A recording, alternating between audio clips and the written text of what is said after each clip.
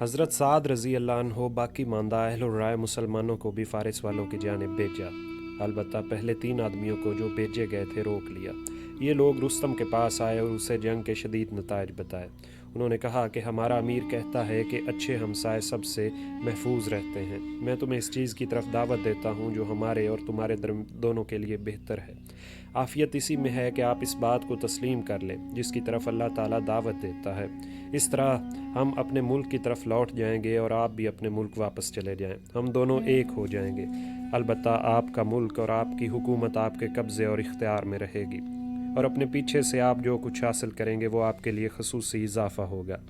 اس صورت میں اگر کوئی آپ کے خلاف حملہ کرنے یا غالب آنے کی کوشش کرے گا تو ہم اس کے خلاف آپ کے مددگار ہو جائیں گے۔ اے رستم، تم اللہ سے ڈرو اور اپنی ہاتھوں اپنی قوم کو تباہ نہ کرو۔ اس سے بچنے کی صورت یہی ہے کہ تم دائرہ اسلام میں داخل ہو جاؤ اور اس کے ذریعے سے شیطان کو بھگا دو۔ رستم نے جواب دیا، میں نے تمہارے چند افراد سے بات چیت کی ہے، اگر انہوں نے میری بات سمجھ لی تو مجھے امید ہے کہ تم بھی میری بات سمجھ لو گے۔ مثالیں کلام کو زیادہ واضح کرتی ہیں، اس لیے تمہارے سامنے چند مثالیں پیش کروں گا۔ تم یہ ذہن نشین رکھو کہ تم نہایت تنگ دست اور خستہ حال تھے، تم اپنی حفاظت نہیں کر سکتے تھے۔ اس وقت ہم تمہارے لیے برے ہمسائے نہیں ثابت ہوئے، بلکہ تمہارے ساتھ ہمدردی اور غم خواری کرتے رہے۔ تم بار بار ہمارے ملک میں آتے تھے، اس وقت ہم تمہارے لیے غلہ فراہم کرتے تھے اور تمہیں اس حالت میں لوٹا دیتے تھے۔ تم ہمارے پاس مزدوری اور تجارت کے لیے بھی آتے تھے، اس وقت بھی ہم تمہارے ساتھ اچھا برتاؤ کرتے تھے۔ تم نے جب ہمارا کھانا کھا لیا اور ہمارا پانی پیا اور ہمارے زیر سایہ رہے تو تم نے اس کا حال اپنی قوم سے بیان کیا، تو انہیں دعوت دے کر تم یہاں لے آئے۔ اس صورت میں تمہاری اور ہماری مثال ایسی ہے جیسے ایک شخص کا انگوروں کا باغ ہو۔ وہاں اس نے ایک لومڑی دیکھی، وہ پوچھنے لگا کہ لومڑی کیسی ہوتی ہے، تو لومڑی بہت سی لومڑیوں کو اس باغ میں لے آئی۔ جب وہاں وہ جمع ہو گئے تو باغ والوں نے وہ راستہ بند کر دیا جہاں سے وہ آئی تھی، اس کے بعد ان سب کو قتل کر دیا۔ مجھے معلوم ہے کہ لالچ اور طمع اور غربت تمہیں یہاں لے کر آئے ہیں، لہٰذا اس سال تم یہاں سے واپس چلے جاؤ اور اپنی ضروریات کے مطابق غلہ لے جاؤ، اور جب کبھی تمہیں ضرورت ہو تم واپس آ کر اپنی ضرورتیں پوری کر سکتے ہو۔ میں نہیں چاہتا کہ تمہیں موت کی گھاٹ اتار دوں۔ ہمارا بن القفاح الزبی قبیلہ یربوہ کے ایک شخص کے حوالے سے جو اس جنگ میں شریک ہوا تھا بیان کرتا ہے کہ رستم نے کہا، تم میں سے بہت سے لوگوں نے ہمارے ملک میں آ کر جو چاہا حاصل کیا، پھر ان کا انجام قتل اور فرار کی صورت میں نکلا۔ جس نے تمہارے لیے یہ طریقہ جاری کیا وہ تم سے زیادہ طاقتور اور بہتر تھا۔ تم نے یہ مشاہدہ کیا ہوگا کہ جب لوگ کچھ حاصل کرنا چاہتے ہیں تو نقصان پہنچتا ہے اور کچھ بچ نکلتے ہیں۔ تمہارے ان کاموں کی مثال ایسی ہے جیسے کہ کچھ چوہے غلے کے ایک گڑھے کے نزدیک رہتے ہوں۔ اس گڑھے میں ایک سوراخ تھا، پہلا چوہا اس کے اندر گھسا اور وہیں رہنے لگا۔ دوسرے چوہے وہاں سے غلہ لے جاتے رہتے تھے اور واپس کر آتے تھے۔ انہوں نے پہلے چوہے سے بھی کہا کہ وہ باہر آ جایا کرے، مگر وہ انکار کرتا رہا، یہاں تک کہ وہ چوہا جو گڑھے کے اندر رہتا تھا بہت موٹا ہو گیا۔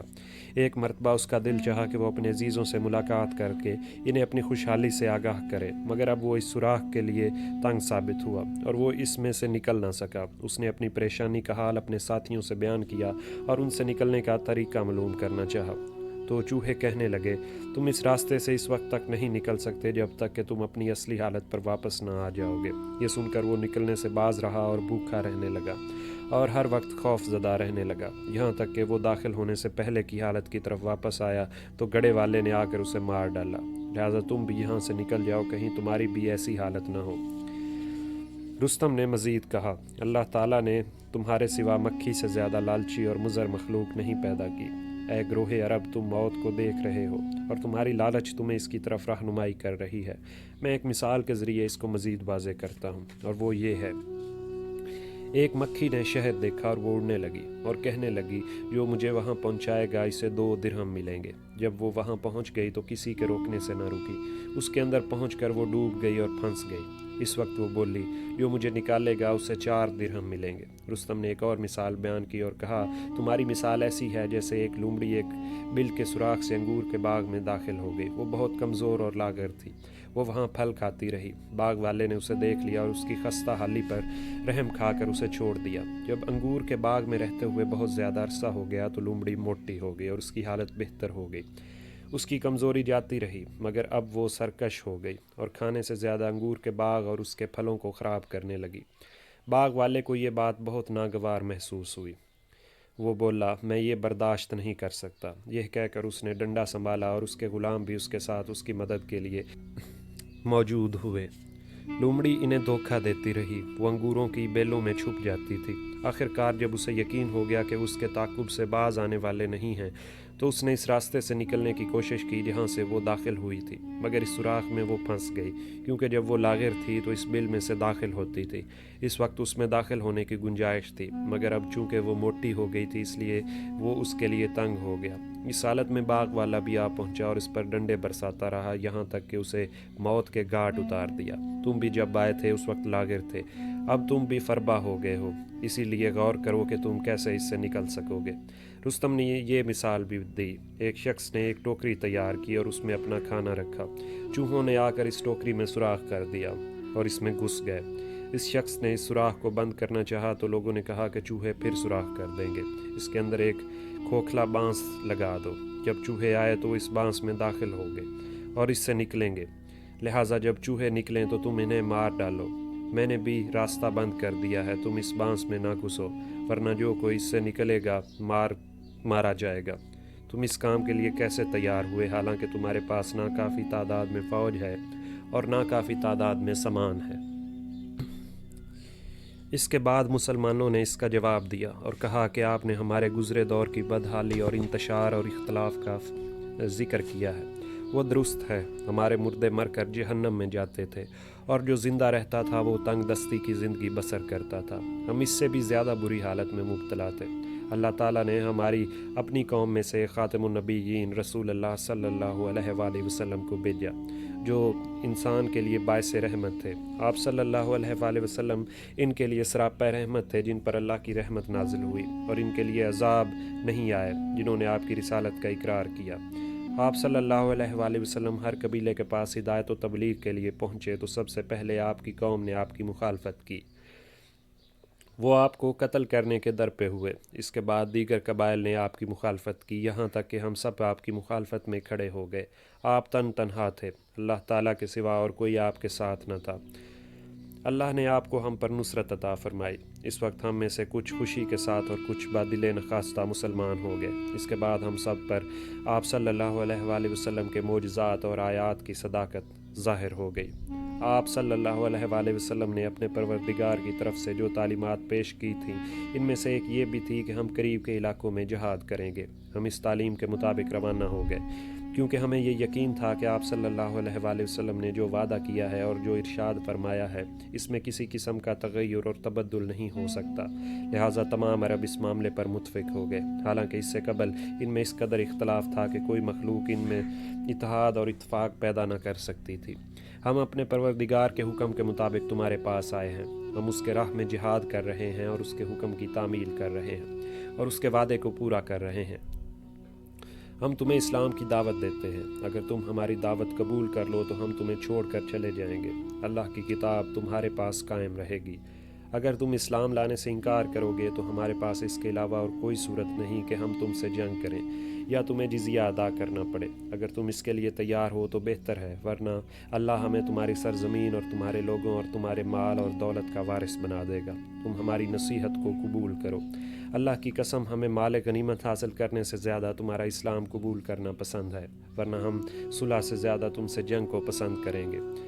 تم نے ہماری بے سر و سامانی اور قلت تعداد کا ذکر کیا ہے، اس کے جواب میں ہم یہ کہیں گے کہ ہمارا ساز و سامان اطاعت ہے، ہماری جنگ کی بنیاد صبر و استقامت پر ہے۔ تم نے ہمارے سامنے مثالیں بیان کی ہیں تو وہ تم نے مردوں اور اہم کاموں کے لیے بیان کی ہیں، اس میں سنجیدگی بھی ہے اور ظرافت بھی۔ ہم بھی تمہارے لیے ایک مثال پیش کرتے ہیں۔ تمہاری مثال ایسی ہے جیسے ایک شخص نے ایک زمین پر درخت لگایا اور وہاں اس نے نہایت عمدہ درخت اور دانوں کا انتخاب کیا، نہریں کھودیں اور اس مقام کو شاندار محلات سے آراستہ کیا۔ ان محلات میں اس نے کسانوں کو آباد کیا اور وہ ان باغوں میں لطف اندوز ہوتے رہے، وہاں انہوں نے ناشائستہ حرکات کی۔ اس نے ان کو مہلت دی، جب وہ خود بخود شرمندہ نہیں ہوئے تو اس نے ان کو ملامت کی، انہوں نے سرکشی کی تو اس نے ان کو وہاں سے نکال دیا اور دوسروں کو بلوایا۔ اب اگر وہ وہاں سے جائیں تو لوگ انہیں ختم کر دیں گے، اگر وہ وہیں رہیں تو ان کے محکوم ہو جائیں گے، یہ لوگ ان پر ہمیشہ ظلم و ستم کرتے رہیں گے۔ اگر جو باتیں ہم نے کہی ہیں انہیں سچ نہ سمجھو اور ہماری جنگ دنیا طلبی پر محمول سمجھی جائے تو اس صورت میں بھی ہم تم سے جنگ کرتے، کیونکہ ہم نے تمہاری پر لطف زندگی کا مزہ چکھا ہے اور تمہاری شان و شوکت دیکھی ہے، اس لیے اس کے بغیر نہیں رہ سکتے، لہٰذا اس صورت میں ہم جنگ کر کے تم پر غالب آ جاتے۔ آخر میں رستم نے دریافت کیا کہ کیا تم دریا کو عبور کر کے ہماری طرف آؤ گے یا ہم آئیں گے؟ انہوں نے کہا کہ تم دریا کو عبور کرو۔ یہ کہہ کر وہ رستم کے پاس سے رات ہوتے ہی واپس آ گئے۔ حضرت سعد رضی اللہ عنہ نے مسلمانوں کی طرف پیغام بھیجا کہ وہ اپنے مقامات پر جمے رہیں اور کافروں کو کہلا بھیجا کہ دریا کو عبور کر سکتے ہیں۔ انہوں نے پل کو حاصل کرنا چاہا تو حضرت سعد نے کہلا بھیجا کہ ہم اس پر قابض ہو گئے ہیں اور ہم اسے نہیں دیں گے، تم پل کے علاوہ کوئی اور ذریعہ تلاش کرو۔ لہٰذا وہ رات بھر اپنے ساز و سامان سے صبح ہونے تک عتیق پر پل باندھتے رہے۔ نافع اور حکم نے روایت کی ہے کہ جب رستم نے دریا کو عبور کرنا چاہا تو اس نے حکم دیا کہ فارس کے سامنے دریائے عتیق پر پل باندھا جائے۔ یہ اس زمانے میں آج کل کی بنسبت زیادہ نیچا تھا۔ فارس والے رات بھر صبح تک مٹی، بانسوں اور نمدوں سے بند باندھتے رہے، یہاں تک کہ انہوں نے راستہ بنا لیا۔ یہ کام دوسرے دن اس وقت مکمل ہوا جب دن چڑھ گیا تھا۔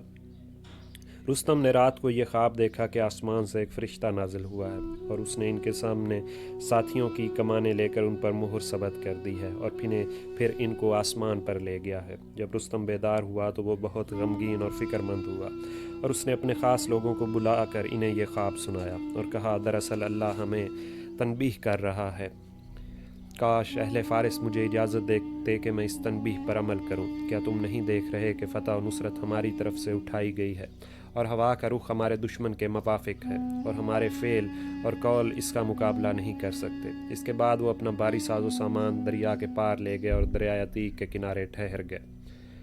اس دن رستم دوہری زرہ اور خود پہنے ہوئے پوری طرح مسلح تھا۔ اس کے حکم سے اس کے گھوڑے پر زین کسی گئی اور وہ اسے چھوئے بغیر اور رکاب میں پاؤں رکھے بغیر کود کر گھوڑے پر بیٹھ گیا اور کہنے لگا، کل ہم انہیں مسلمانوں کو پیس کر رکھ دیں گے۔ ایک شخص نے کہا کہ اگر اللہ نے چاہا۔ اس نے کہا کہ اگر اللہ نے نہ بھی چاہا پھر بھی وہ انہیں تباہ کر دے گا۔ محمد اور طلحہ اور زیاد نے روایت کی ہے کہ رستم نے اس موقع پر یہ بھی کہا کہ شیر کے مرنے کے بعد لومڑی نے پاؤں پھیلائے ہیں، اس سے اس کی مراد کسریٰ کی موت تھی۔ پھر اس نے اپنے ساتھیوں سے کہا کہ یہ بندروں کا سال ہے۔ جب اہل فارس نے دریا کو عبور کر لیا تو وہ اپنی صفوں میں پہنچ گئے۔ رستم اپنے تخت پر بیٹھا اور اس نے کلب یعنی لشکر کے درمیان کے لیے 18 ہاتھی مقرر کیے، جن پر صندوقوں کے ساتھ آدمی سوار تھے، اور دونوں بازوؤں پر بھی 7 یا 8 ہاتھی تھے جن پر صندوقوں کے ساتھ آدمی سوار تھے۔ اس نے اپنے اور میمنہ دائیں بازو کے درمیان جالینوس کو مقرر کیا اور اپنے اوپر میسرہ بائیں بازو کی فوج کے درمیان پیرزان کو مقرر کیا۔ مسلمانوں اور مشرکوں کی سوار فوج کے درمیان بھی پل تھا۔ جب شاہ یزدجرد نے رستم کو روانہ کیا تو اس وقت اس نے اپنے ایوان شاہی کے دروازے پر ایک شخص کو مقرر کیا جو ہمیشہ وہاں موجود رہتا تھا اور اسے خبریں پہنچاتا تھا۔ دوسرا شخص وہاں مقرر تھا جہاں سے گھر بیٹھ کر وہ خبریں سن سکے۔ تیسرا گھر کے باہر ہوتا تھا۔ اس طرح ہر اہم مقام پر ایک آدمی مقرر تھا۔ جب رستم نے پڑاؤ ڈالا تو جو شخص آباد میں تھا وہ خبر دیتا تھا کہ وہ قیام پذیر ہو گیا ہے۔ یہ خبر ہر ایک شخص کے ذریعے سلسلہ بسلسلہ دوسرے کو بتاتا رہتا تھا، یہاں تک کہ آخر میں جو شخص ایوان شاہی کے دروازے پر متعین تھا وہ خبر رسانی کرتا۔ اس نے خبر رساں اپنے قریب کے شخص کو آگاہ کیا اور وہاں سے درجہ بدرجہ خبریں ایوان شاہی کے دروازے تک پہنچتی تھیں۔ اس طرح اس نے عتیق اور مدائن کے درمیان بہت سے اشخاص خبر رسانی کے لیے مقرر کیے اور قدیم طریقہ کو چھوڑ دیا۔ مسلمانوں نے بھی اپنی صفیں درست کر لیں۔ زہرہ اور عاصم اور عبداللہ اور شرجیل کے درمیان تھے۔ ہر اول دستے کا سردار صفوں میں گشت کر رہا تھا اور اس کا اعلان کرنے والا یہ اعلان کر رہا تھا کہ اللہ کے راستے میں جہاد کے لیے مقابلہ کرو اور ایک دوسرے سے آگے بڑھنے کی کوشش کرو اور جہاد کے لیے جوش اور غیرت کو کام میں لاؤ۔ حضرت سعد رضی اللہ عنہ کے بدن پر پھوڑے نکل آئے تھے، اس لیے وہ سوار نہ ہو سکتے تھے اور نہ بیٹھ سکتے تھے۔ وہ منہ کے بل اوندے لیٹے رہے۔ سینے کے نیچے ایک تکیہ ہوتا تھا اور اس کے سہارے وہ چھت پر سے فوجوں کی نگرانی کرتے تھے اور وہاں سے پرچے پھینکتے تھے جن میں خالد بن ارفطہ کے نام احکام اور ہدایات درج تھیں۔ خالد آپ کے ماتحت تھے اور ان کی صف اس چھت کے نزدیک تھی اور وہ حضرت سعد کے نائب تھے۔ جبکہ وہ موجود نہ ہوں اور نگرانی نہ کر رہے ہوں۔ ابو عمران نے روایت کی ہے کہ جب رستم نے نہر کو عبور کیا تو حضرت زہرہ اور جالینوس کی تبدیلیاں ہوئیں۔ حضرت سعد نے حضرت زہرہ کو ابن الصمت کی جگہ مقرر کیا اور رستم نے جالینوس کو ہرمز کی جگہ مقرر کیا۔ حضرت سعد کو ارک النساء جوڑوں کا مرض تھا اور پھوڑے بھی نکل آئے تھے۔ وہ اوندے لیٹے رہتے تھے۔ انہوں نے فوج پر حضرت خالد بن عرفطہ کو اپنا نائب بنایا تھا۔ اس پر لوگوں میں اختلاف ہوا۔ حضرت سعد نے فرمایا مجھے ان لوگوں کے پاس لے جاؤ اور انہیں دکھاؤ۔ لہٰذا کچھ لوگ آپ کے اوپر لے گئے اور آپ نے ان کو جھانکا۔ اس قدر قدیس کی دیوار کے قریب صف آ رہا تھے۔ آپ خالد کو کچھ احکام صادر فرماتے تھے اور خالد آپ کی طرف سے لوگوں کو حکم دیتے تھے۔ جب لوگوں نے آپ کے خلاف ہنگامہ برپا کیا تھا، ان میں بڑے سردار بھی تھے۔ حضرت سعد نے ان کی سرزنش کی اور فرمایا اللہ کی قسم اگر دشمن تمہارے مقابلے پر نہ ہوتا تو تمہیں وہ سزا دیتا جو دوسروں کے لیے عبرت ہوتی۔ بہرحال آپ نے کچھ لوگوں کو قید کر لیا۔ ان میں ابو مہجن ثقفی شاعر بھی تھا۔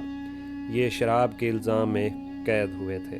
آپ نے ان لوگوں کو محل میں قید کر دیا۔ حضرت جریر رضی اللہ عنہ نے فرمایا میں نے خاتم النبیین رسول اللہ صلی اللہ علیہ وآلہ وسلم کے دست اطہر پر اس بات کی بیعت کی تھی کہ میں ہر اس حاکم کی اطاعت کروں گا جو خدا کی طرف سے مقرر ہوگا، خواہ وہ حبشی غلام کیوں نہ ہوں۔ حضرت سعد نے فرمایا کہ خدا کی قسم اس واقعے کے بعد جو کوئی مسلمان کو دشمن سے مقابلہ کرنے سے روکے گا تو وہ ایسا فعل ہوگا جس پر میرے بعد مواخذہ ہوگا۔ محمد اور طلحہ اور زیاد نے روایت کی ہے کہ حضرت سعد رضی اللہ عنہ نے 14 ہجری میں محرم کے مہینے میں دوشنبہ کے دن خطبہ دیا۔ آپ نے ان لوگوں کو باتوں کو مسترد کیا اور جنہوں نے حضرت خالد بن عرفطہ پر اعتراض کیا تھا۔ آپ نے حمد و ثنا کے بعد فرمایا اللہ برحق ہے اور اس کی بادشاہت میں کوئی شریک نہیں اور وہ وعدہ خلافی نہیں کرتا۔ اس نے خود قرآن کریم میں یہ ارشاد فرمایا ہے ہم نے زبور میں لکھ دیا تھا کہ اس سرزمین کے میرے نیک بندے وارث ہوں گے۔ یہ سرزمین تمہاری میراث ہے اور تمہارے پروردگار نے اس کا وعدہ کیا ہے، بلکہ 3 سال سے اس سرزمین کو تمہارے لیے حلال کر رکھا ہے۔ تم اس سرزمین سے خوراک حاصل کر رہے ہو، ان سے خراج وصول کر رہے ہو اور ان کے باشندوں کو قید کر رکھا ہے اور بعض لوگوں کا کام تمام کیا ہے اور آج تک اسی طرح سلسلہ چلا آ رہا ہے اور تمہارے مجاہدین نے ان پر فتح حاصل کی ہے۔ اب ان کی یہ جماعت تمہارے مقابلے کے لیے آئی ہے اور تم شرفائے عرب ہو اور ان کے معزز سردار ہو۔ ہر قبیلے کے بہترین افراد یہاں موجود ہیں۔ تم اپنے ملک کی عزت اور آبرو رکھنے والے ہو۔ اگر تم دنیا سے بے رغبتی اور آخرت سے دلچسپی کا اظہار کرو تو اللہ تمہیں دنیا اور آخرت دونوں چیزیں دے گا۔ اگر تم کمزوری اور بزدلی کا اظہار کرو گے تو تمہاری ساکھ ختم ہو جائے گی اور آخرت بھی برباد ہو جائے گی۔ اسلامی لشکر کے ایک سردار حضرت عاصم بن عمرو کھڑے ہوئے اور خطاب فرمایا اللہ تعالیٰ نے اس ملک کو تمہارے لیے حلال کر رکھا ہے اور اس کے باشندے تمہارے ماتحت ہیں۔ تم 3 سال سے انہیں نقصان پہنچا رہے ہو اور وہ تم پر غالب نہیں آ سکے، بلکہ تم ہمیشہ سر بلند رہے ہو۔ اللہ تمہارے ساتھ ہے۔ اگر تم نے صبر کیا اور تم تلوار زنی اور نیزہ بازی میں سچے ثابت ہوئے تو تمہارے قبضے میں ان کا مال اور دولت اور فرزند ہوں گے اور ملک ہوگا، اور اگر تم نے بزدلی اور کمزوری دکھائی تو تمہاری یہ جمعیت باقی نہ رہے گی۔ تم اللہ کو یاد کرو اور ان دنوں کو یاد کرو جب کہ اللہ تعالیٰ نے تمہیں فتوحات عطا کی تھیں۔ کیا تم نہیں دیکھتے ہو کہ تمہارا ملک بنجر اور ویران ہے اور بے آب و گیا ہے اور نہ وہاں قلعے ہیں جن میں تم محفوظ رہ سکتے ہو؟ تم اپنی پوری توجہ آخرت کی طرف مبذول کرو۔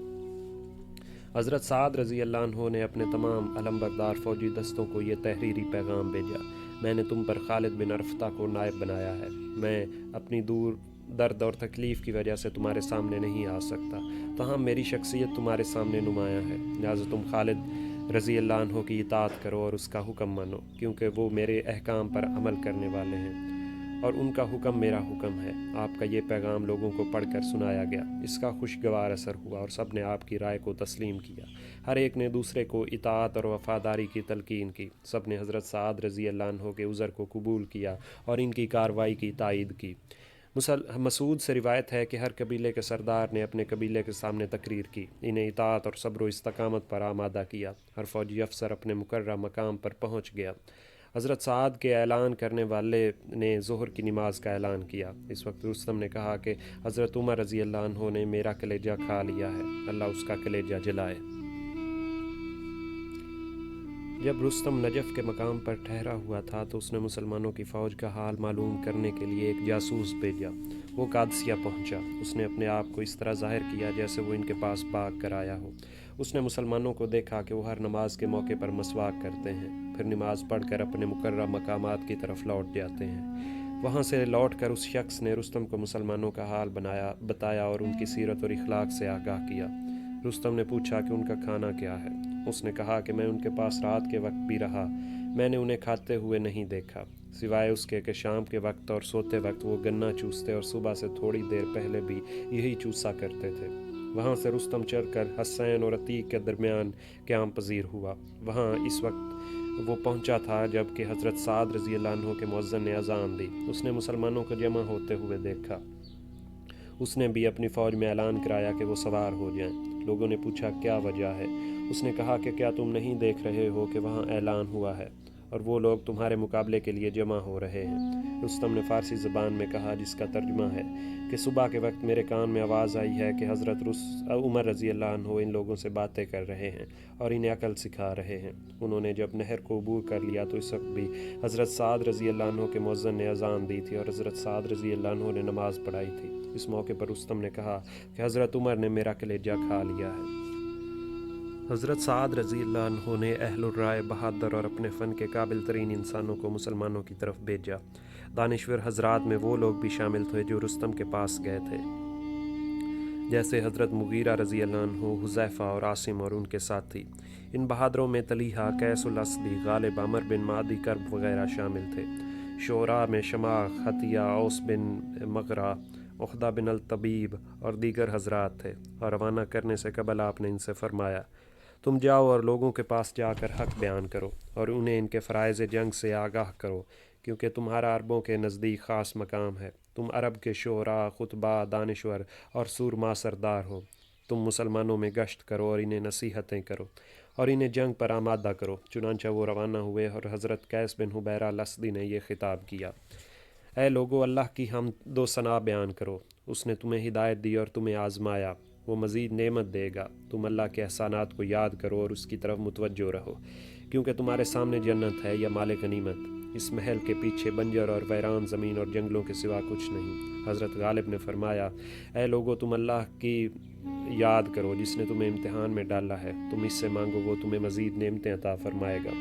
اسی کو پکارو، وہ تمہاری آواز سنے گا۔ اے اقوام معاد عرب، تم کمزور نہیں ہو۔ تمہارے گھوڑے تمہارے قلعے ہیں، تمہارے پاس وہ چیز ہے جو ہر وقت تمہاری تابع ہے، اور وہ تمہاری تلواریں ہیں۔ تم یاد کرو کہ مستقبل کے لوگ تمہارے بارے میں کیا کہیں گے، کیونکہ تمہارے کارناموں سے مستقبل کا آغاز ہوگا اور تمہارے بعد کے زمانوں کو اس سے تقویت ملے گی۔ حضرت ابن حزیل الاسدی نے فرمایا، اے اقوام معاد، تم تلواروں کو اپنا کلہ بناؤ اور جنگل کے شیروں کی طرح دشمن کا مقابلہ کرو اور چیتے کی طرح ان کے ساتھ جنگ کرو، اور اللہ پر بھروسہ کرو اور نظریں نیچی رکھو۔ اگر تلواریں کند ہو جائیں تو سمجھو کہ اللہ کا یہی حکم ہے۔ تم ان پر نیزے بازی کرو، کیونکہ یہ وہاں پہنچ جاتے ہیں جہاں تلواریں نہیں پہنچ سکتی۔ حضرت بصر بن ابی رحم نے فرمایا، تم اللہ کی حمد و ثنا کرو، تم عمل کے ذریعے اپنے قول کی تصدیق کرو۔ تم نے اللہ کی حمد کی ہے جس نے تمہیں ہدایت دی ہے۔ تم توحید کے قائل ہو، کیونکہ اس کے علاوہ اور کوئی معبود نہیں۔ تم اس کی عظمت کو تسلیم کرتے ہو، اس کے نبیوں اور رسولوں پر ایمان لائے ہو، اس لیے تم ایمان کی حالت میں دنیا سے رخصت ہو گئے۔ تمہارے نزدیک دنیا سے زیادہ کوئی چیز حقیر نہیں ہونی چاہیے، کیونکہ دنیا اس کے پاس ہوتی ہے جو اسے حقیر سمجھتا ہے۔ تم اس کی طرف راغب نہ ہو جاؤ، ورنہ وہ تم سے گریز کرے گی۔ تم اللہ کی مدد کرو، وہ تمہاری مدد کرے گا۔ حضرت عاصم بن عمر نے فرمایا، اے اہل عرب، تم عرب کے سردار ہو، تمہارا مقابلہ عجم کے سرداروں سے ہے۔ تم جنت حاصل کرنے کے لیے اپنی جانوں کو خطرے میں ڈال رہے ہو، یہ لوگ دنیا حاصل کرنے کے لیے مقابلہ کر رہے ہیں۔ ایسا نہ ہو کہ یہ دنیا والے تم طالبان آخرت کے مقابلے میں زیادہ محتاط اور ہمت والے ثابت ہو جائیں۔ تم آج کوئی ایسا کام نہ کرو جو مستقبل میں عرب کے لیے شرمندگی کا باعث بنے۔ اس طرح باقی حضرات نے بھی تقاریر کی اور مسلمانوں میں جذبہ جہاد کو بلند کیا۔ فارس والوں نے بھی عہد و پیمان کیا اور ایک دوسرے کو زنجیروں میں جکڑ لیا۔ اس طرح کی فوج کی تعداد 30,000 تھی۔ حضرت شعبی رضی اللہ عنہ فرماتے ہیں کہ فارس والوں کی تعداد 1,20,000 تھی۔ ان کے ساتھ 30 ہاتھی تھے اور ہر ہاتھی کے ساتھ 4,000 فوج تھی۔ مسعود بن خراش نے روایت کی ہے کہ مشرکین کی فوجیں نہر عتیق کے کنارے پر تھیں اور مسلمانوں کی فوجیں قدیس کی دیوار کے ساتھ ساتھ تھیں اور ان کے پیچھے خندق بھی۔ اس طرح مسلمان اور مشرکین کی فوجیں خندق اور نہر عتیق کے درمیان تھیں۔ اور ان کے ساتھ 30,000 زنجیر سے جکڑی ہوئی فوجیں تھیں اور 30 جنگی ہاتھی تھے، اور ایسے ہاتھی بھی جن پر ان کے بادشاہ بیٹھے ہوئے تھے، جو جنگی کارناموں کی غرض سے نہیں تھے۔ حضرت سعد رضی اللہ عنہ نے مسلمانوں کو حکم دیا کہ وہ دشمن کے سامنے سورہ جہاد انفال پڑھے، جسے انہوں نے سیکھ لیا تھا۔ حضرت سعد نے فرمایا، تم لوگ اپنے مورچوں پر ڈٹے رہو اور ذرا بھی حرکت نہ کرو یہاں تک کہ تم ظہر کی نماز نہ پڑھ لو۔ جب تم ظہر کی نماز سے فارغ ہو جاؤ تو میں پہلی تکبیر کہوں گا، تم بھی نعرہ تکبیر کہو اور تیار ہو جاؤ۔ تمہیں معلوم ہونا چاہیے کہ تم سے پہلے اور کسی کو تکبیر عطا نہیں کی گئی، یہ تمہیں اس لیے دی گئی ہے کہ تمہیں تقویت اور تائید حاصل ہو۔ جب تم دوسری تکبیر سنو تو تم بھی نعرہ تکبیر بلند کرو اور مسلح ہو جاؤ، اور جب میں تیسری تکبیر کہوں تو تم بھی نعرہ تکبیر کہو، اور تمہارے سوار لوگوں کو چوکس رکھیں تاکہ وہ جنگ کے لیے نکلیں۔ جب میں چوتھی تکبیر کہوں تو تم سب مل کر حملہ کر دو اور دشمن سے گتھم گتھا ہو جاؤ، اور لا حول ولا قوت الا باللہ پڑھو۔ ابو اسحاق نے روایت کی ہے کہ حضرت سعد نے جنگ قادسیہ میں مسلمانوں کو یہ پیغام پہنچایا، جب تم پہلی تکبیر سنو تو اپنے جوتوں کے تسمے باندھو، اور جب دوسرا نعرہ تکبیر کہا جائے تو تم تیار ہو جاؤ، اور جب تیسری مرتبہ نعرہ تکبیر بلند کیا جاؤ تو مسلح ہو جاؤ اور حملہ کرو۔ حضرت طلحہ اور زیاد اپنے سلسلہ روایت میں بیان کرتے ہیں کہ حضرت سعد ظہر کی نماز پڑھا چکے تو انہوں نے اس غلام کو جسے حضرت عمر نے ان کے ساتھ کر دیا تھا اور جو بہترین قاری تھے، یہ حکم دیا کہ وہ سورہ جہاد، سورہ انفال کی تلاوت کرے۔ تمام مسلمان اس سورت کو سیکھ چکے تھے۔ انہوں نے اپنے قریب کے فوجی دستے کے سامنے سورہ جہاد کی تلاوت کی۔ اس کے بعد ہر فوجی دستے کے اندر یہ سورہ تلاوت کی گئی۔ اس سے ان تمام مسلمانوں کے دلوں اور آنکھوں کو سرور حاصل ہوا، اور ان کی تلاوت سے انہیں قلبی سکون اور راحت نصیب ہو گئی۔